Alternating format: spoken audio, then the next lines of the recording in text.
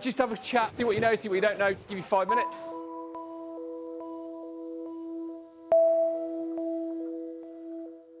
This is the legal definition of sharing nudes, revenge porn. Why is that the wrong language? What's wrong with that as a title?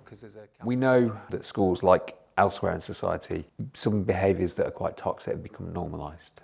Sexual harassment and what we call harmful sexualised behaviours. This course is born out of the evidence of how we can tackle some of those behaviours. If the boys are feeling that, yeah, they get all this banter and it all looks like a joke, but actually you feel pretty alone, and the girls are thinking you get stigmatised, it's a label, what can we do?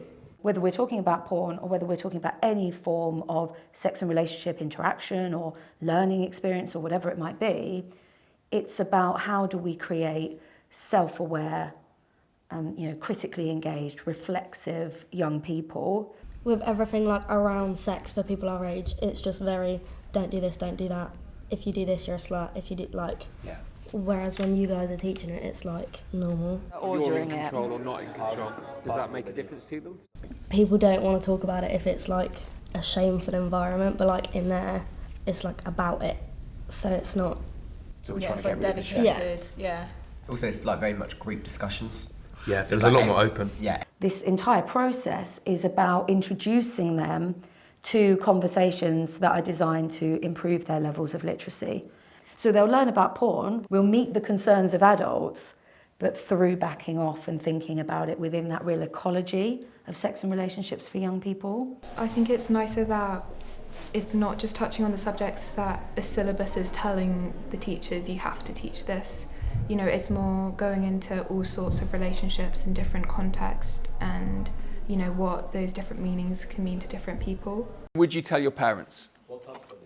You tell us, what kind of trouble could you get into? Like? There was stuff that was mentioned about like female experiences that has never been brought up before in RSE, and it felt like essential information. There's like less how to do it and more like how to enjoy it. Yeah.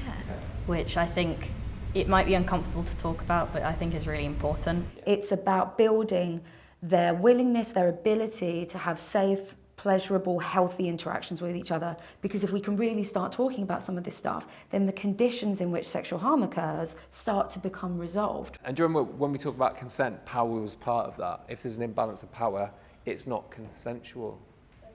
I think you have really different strengths with it in eliciting information from the students in a judgment-free way and also steering them in the right direction. I liked the fact that very quickly they opened up and they were willing to talk. The group work sessions I thought were good. They could ask you questions, you knew what you were talking about. They are not actually to blame, they are experiencing abuse, and they need to be supported as victims of abuse. You've been the facilitators, completely just facilitating their ideas and just prompting them all the way. We need to make sure we're creating environments in the classes like that.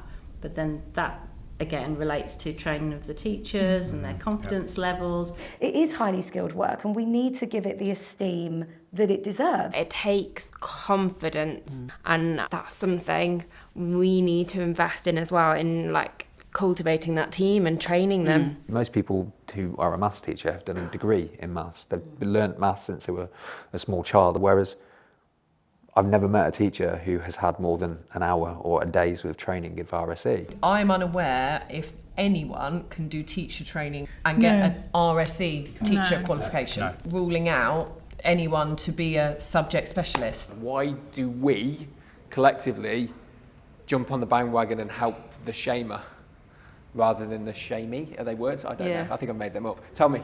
For us to see how you've done it has really helped in terms of how we can go back and deliver it. It's not a set endpoint. It's not, you will do this 10 hours, tick the boxes, here's your certificate, you're good at sex and relationships now. That's not the outcome. We're looking at it from a more life course. RSE can be really transformative for a school culture. If when they leave this group now, they carry on the conversations and things, and if you can enhance that through the other things, the other mechanisms in the school, you've got a chance to create transformation in your school. I know at break, when I went out, I was talking to my friends, like, what we actually talked about, and they were like, what, really? And I was like telling them. And so, like, I think it could have like a domino effect, and it could actually like change the way that a lot of people look at social problems to do with like sex and relationships. It's about providing time in the timetable to do this regularly. I think we've all been inspired, actually. Oh, that's really sweet. Yeah, no, So I think we have. actually. And sort of re-energised.